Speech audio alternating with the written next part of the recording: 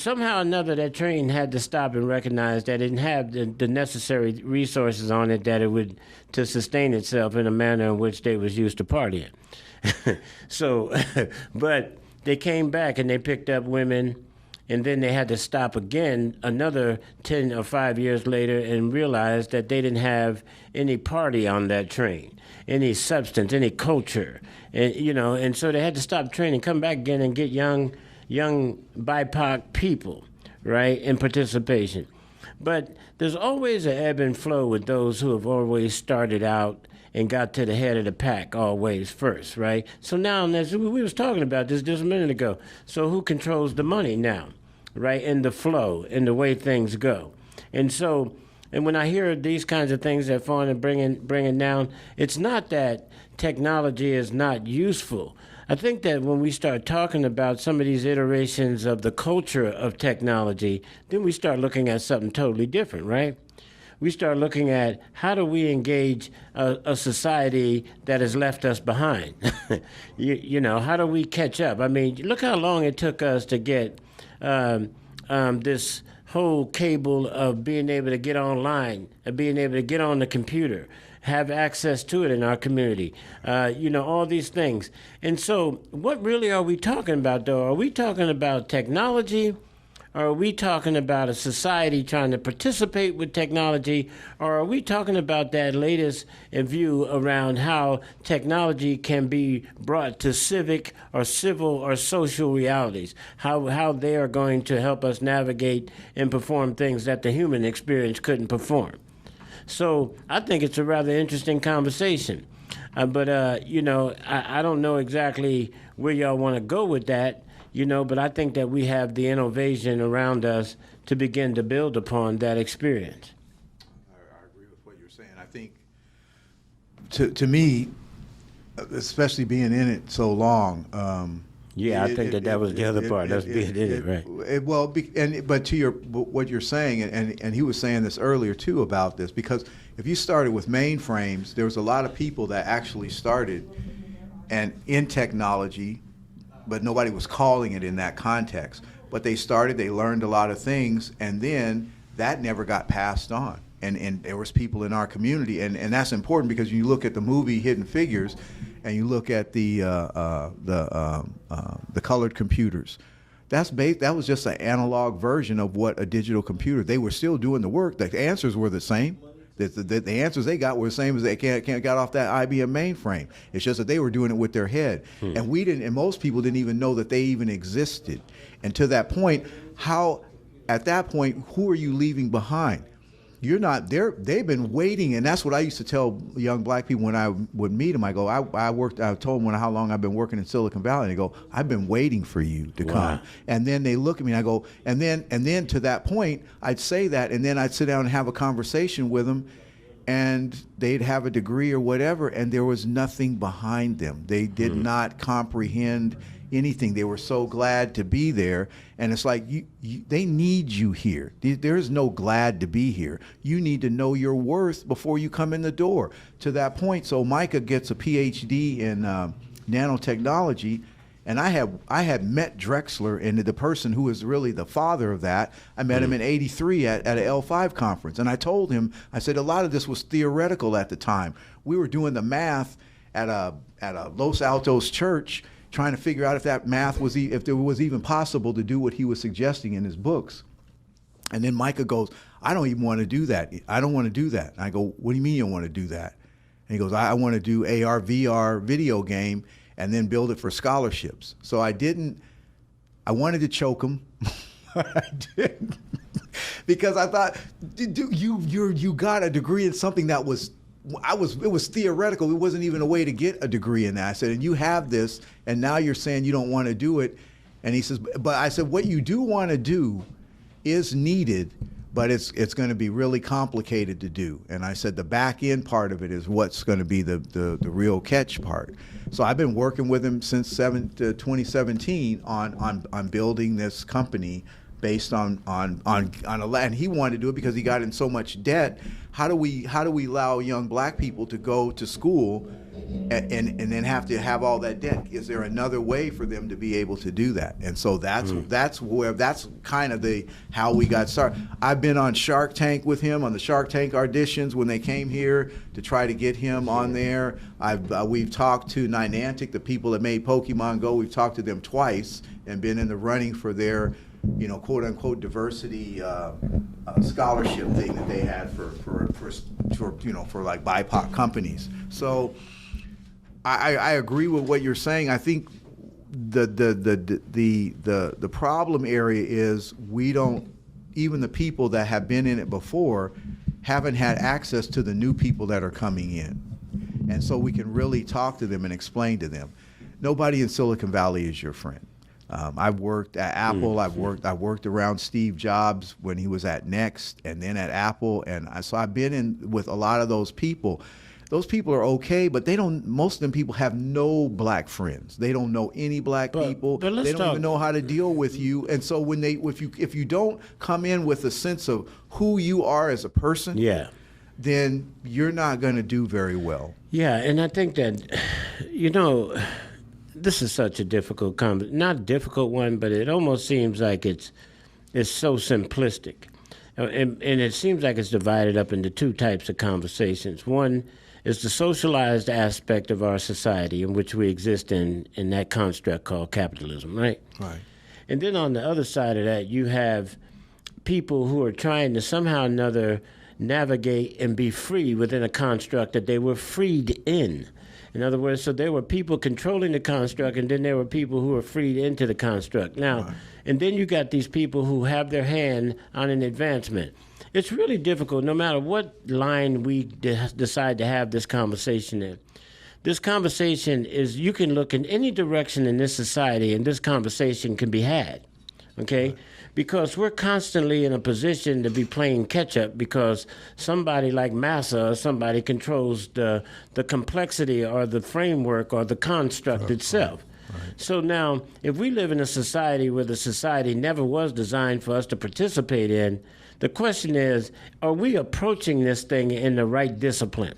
In my mind. Right. Okay, so technology is there for everybody to have now. They let it out the bag. Right. And there was some of those like Steve Jobs and all them cats that got ahead on the curb on a lot of that stuff so they control the dollar flow and maybe the product itself, right? So what are we talking about? Are we talking about participation in an environment, in a job field, or are we talking about a technology that we need to have participation with because our society has adopted that technology, headed in that direction, and we got to participate in that society in which we exist in, or we don't? Right. And so what's the byproduct? Or so if somebody said in here in the room, we got to figure out what the problem is and then back down from what the problem is to find the solution to it. Maybe that's an approach.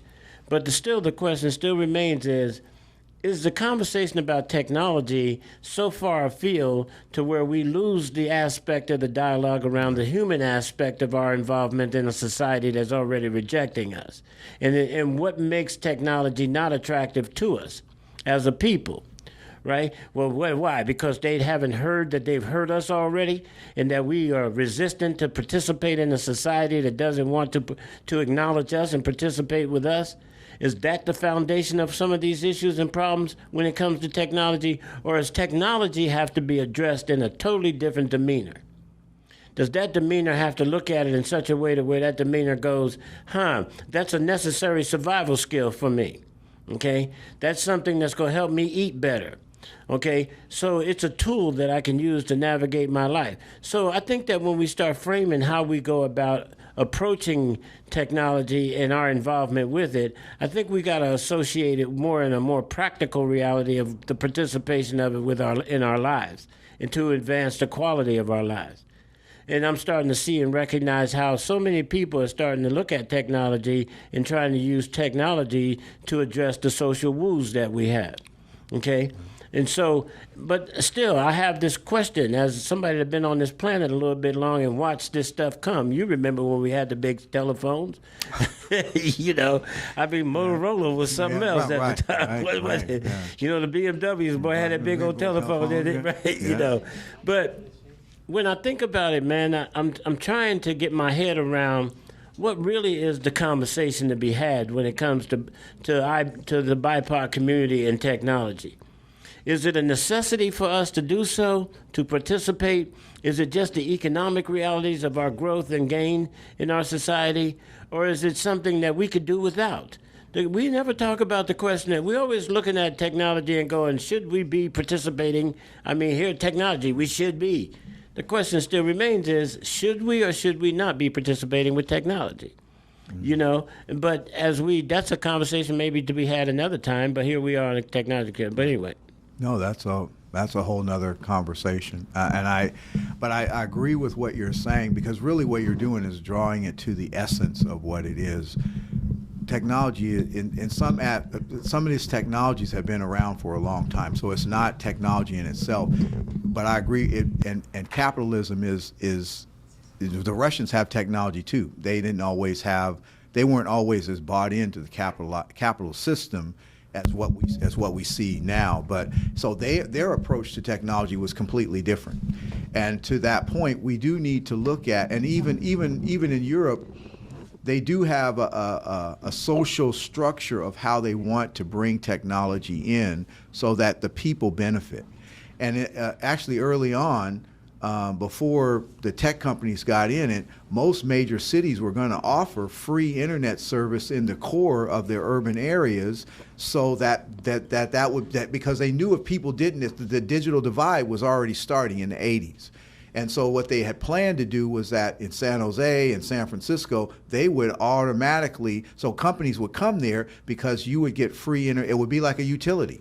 Because really everybody has a right to water and energy and electricity. Everybody has to have a right to the internet and information. If you don't, how are you going to survive in this day and age? Let me ask you this. What happens when the power goes off? And that's a whole and as a person that helped to start cybersecurity, that is more than a reality. And so they've already been attacking the grid multiple times, and ultimately small portions of the internet, if not large portions, are going to go down.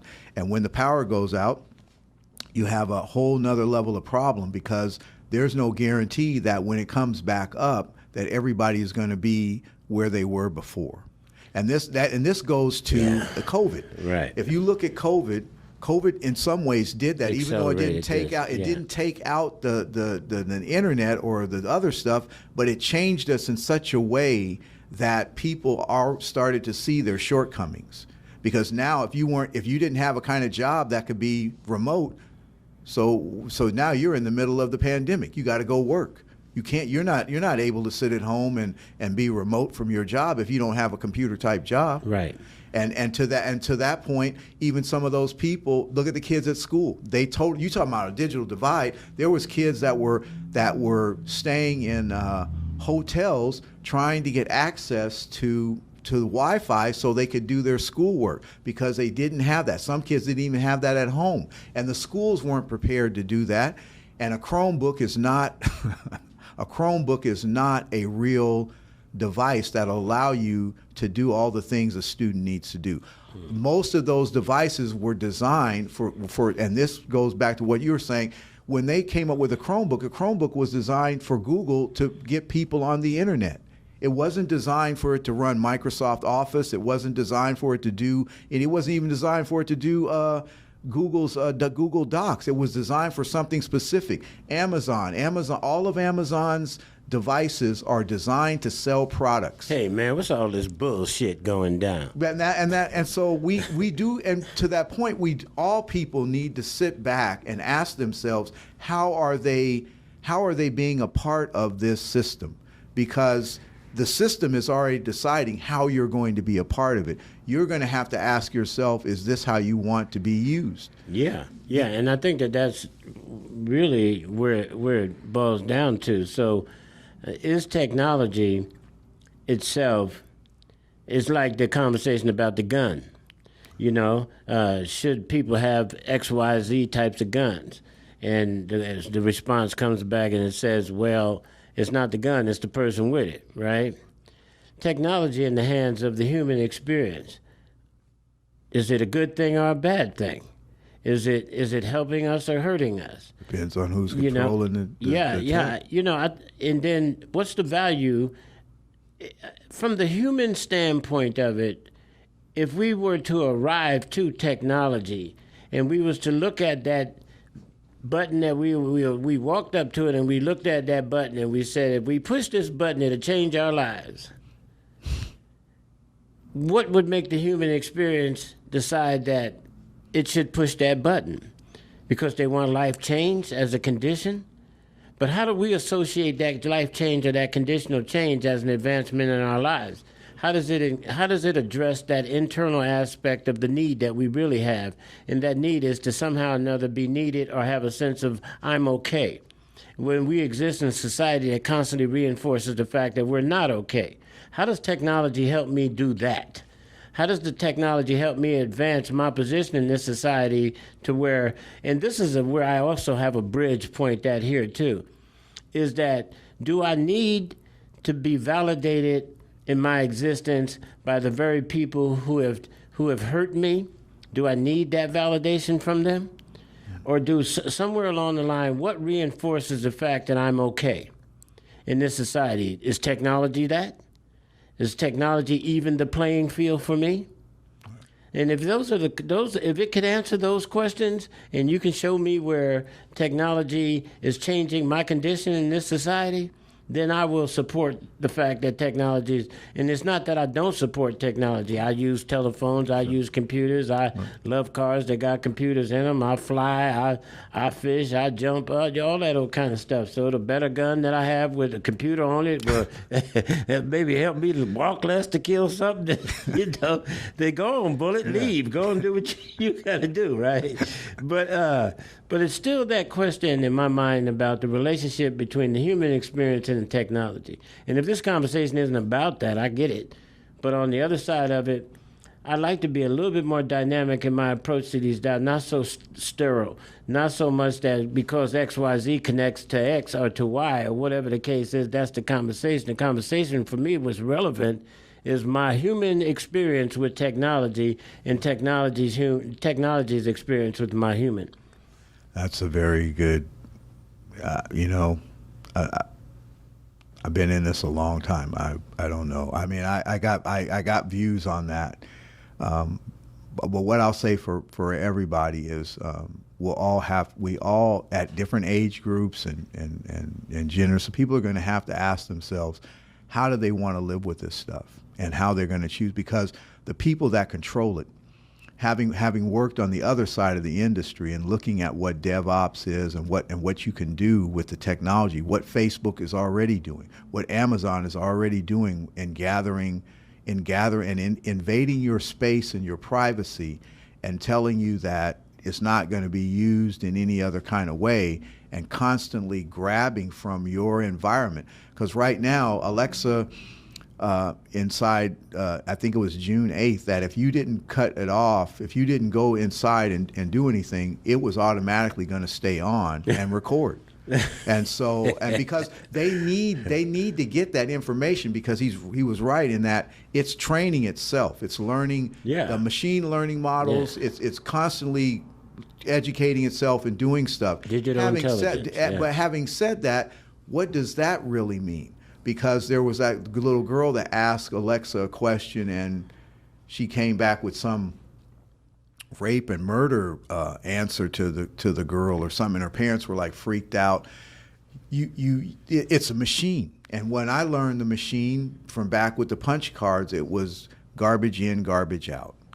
If I design a system, and to his point about from the beginning, Amazon is designed to sell things. And so that's why if Alexa hears you, its keyword search and its stuff is designed to go, oh, you said toilet paper, and then you're going to see those ads for a toilet paper, or it may actually, they had to back it off. It was actually going out and ordering people things that it heard them say and doing that. So kids would say, so when some of the kids found that and they started saying stuff so that it would go and then order those things. Because if you have it tied to your credit card and you don't have any limits on stuff, then it probably would go out and order because you're doing that. Yeah. So to your point, this is where the idea of search engine optimization came about. Right. Because it was for them to gather the data they need and then sell you the stuff without you knowing that you need it. So it was a listening device that was sold to people as a luxury device. Right. Mm-hmm. What it did was it also helped them to study people's patterns. The time they left their houses, Right. the time they came home, what type of food they bought, even with the store cards that we get. They use it to track your eating Patterns, right. And so now when they send you the coupons, they send you coupons about stuff that people don't usually buy, not stuff that people buy. The stuff that they buy, you don't have to promote for it. Right. But the stuff that are struggling with sales, those are the ones you see on these things. Right. But with Alexa and Siri and all those stuff, if you notice, say for example, if you use Google, you have an account with Google, your Google account is linked to your Google device. Right. Interesting. If I'm sitting home and I say, you know what, John, I'm looking for a boot today. I would like to buy a black boot. When I go check my email, the commercial will be there. Right. Black boot for sale. Right. It will. You're right. You're right. You see, but so you guys see some questions and your discussion that you've been talking about. Technology is good and is bad depending on how you use it. How you use it. In terms of black people, we were limited in so many ways with access to what could have benefited us a while ago. Right. Even when you hear people talk about technology, they talk about Steve Jobs, they talk about all these white guys. Right. They don't talk to you about John Stanley Ford from 1947, Right. Who was the first black software engineer. Right. Yeah, that's all that bullshit going down. Yeah, you will seldomly hear about stuff about people like that. Right. Right. Because putting his name in the back doesn't allow you to see that somebody of your kind was prominent. Just imagine 1947, Yeah. that's during the Second World War, right? Right.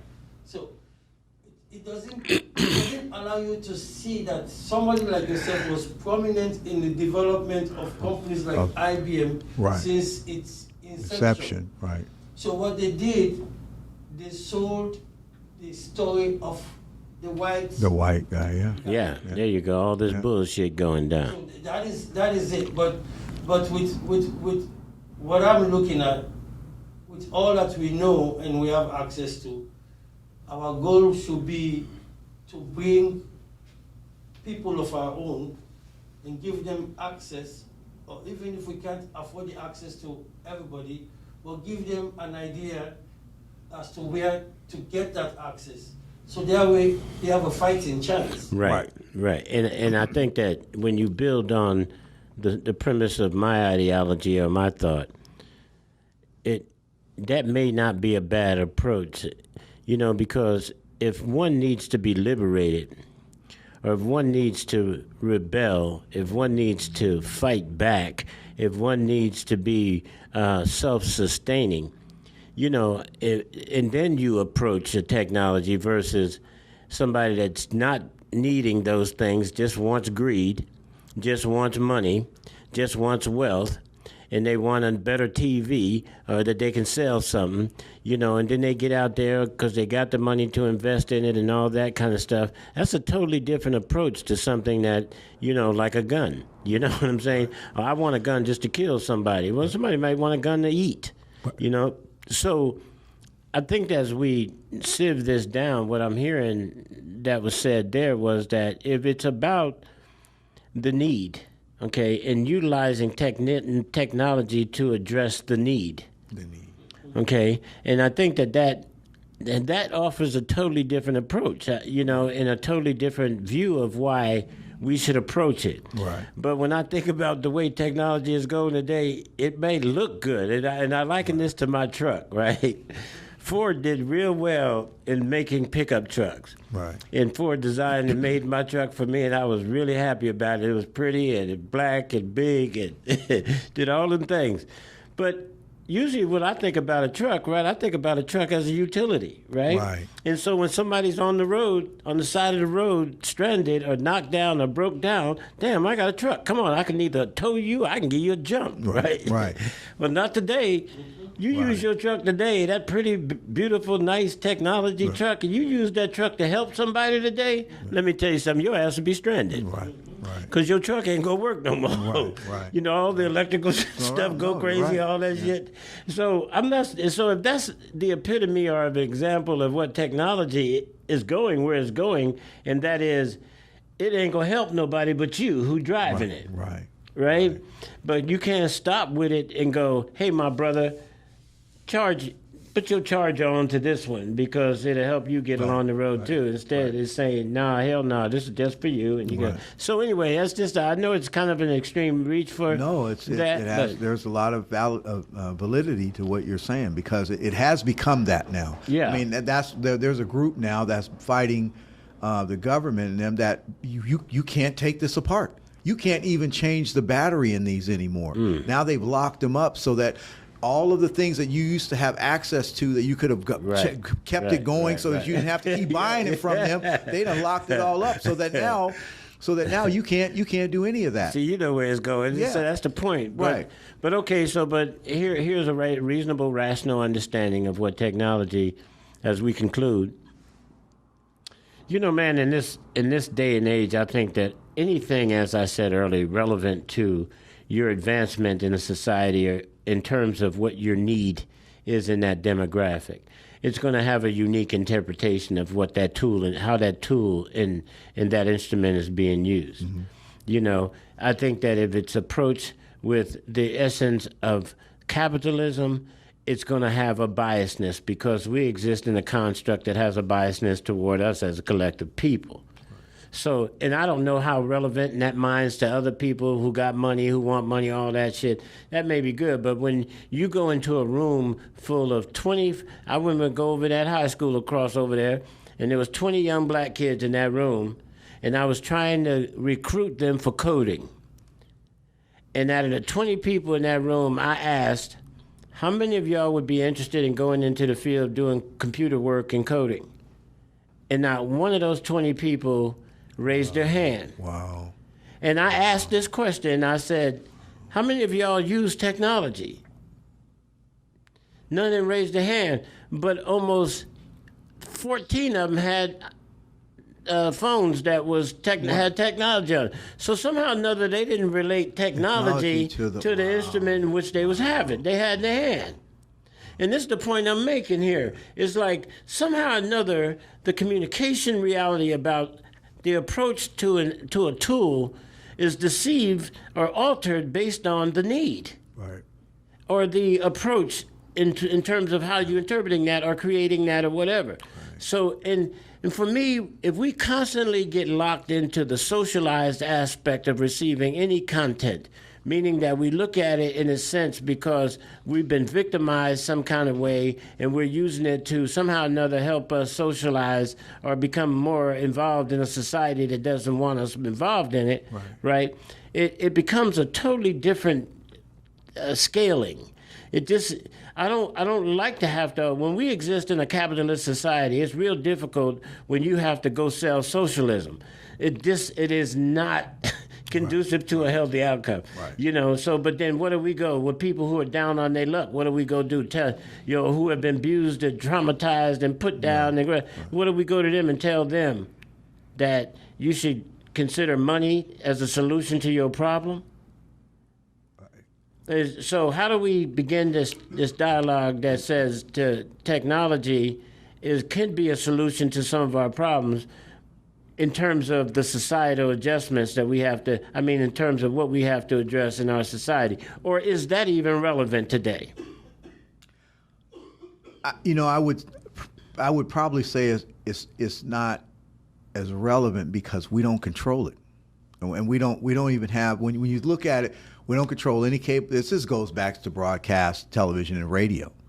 How many black people own radio stations? How many black people own TV stations? I remember when low-power TV came, and that was supposed to be an opportunity for us to own that. Nobody owned that. So when the internet came along, there were service providers. There was, and I remember there was a brother that knew that was coming. He went to people like Oprah and all these people that had money and explained it. This is '99, and he had went to them and told them all this stuff. He had even collected URLs like Ford.com and all this. And so he went to them and told them this was the next thing and it was coming on and all this kind of stuff.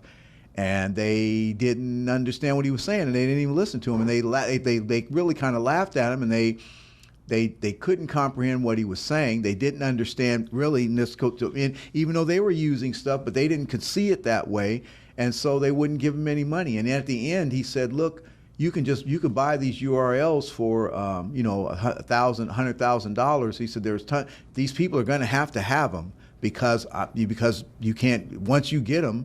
I have Ford.com and all these. They got it. They're going to have to pay you for them, whatever you. And they wouldn't even buy that from them. So, I've seen a lot of things where really talking to our own people and people thinking that they understand you, and like you said with those kids are going, they don't even see that as a tech. The word to them is almost. They just don't recognize it. Right. That even though they have the device in their hands, or they might have Alexa, they play video games. That's some of the most advanced technology it is. And I'm sure those kids are there. You're saying that you guys, what about technology? They don't see the video game as that in that context. How we see it that way, but they probably, because it's all a part of their life. It's been there ever since they've been in this world. And so to them, that's not the technology that they perceive. They just perceive that as like we would perceive Western Electric old dial phone, Right. And hey, what it is,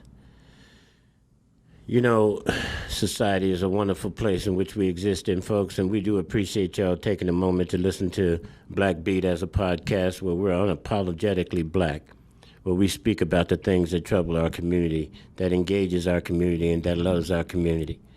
So, folks, listen here. Y'all get an opportunity to listen to us on a regular basis. We'll be coming back at you live on a regular basis. So, hey, this conversation today was a wonderful conversation with my brother here. And let me tell y'all something. If you're going to use technology, understand what the purpose that you're using it for and the reason why you grabbed hold of it. Y'all have a good afternoon, and I appreciate y'all. Good evening.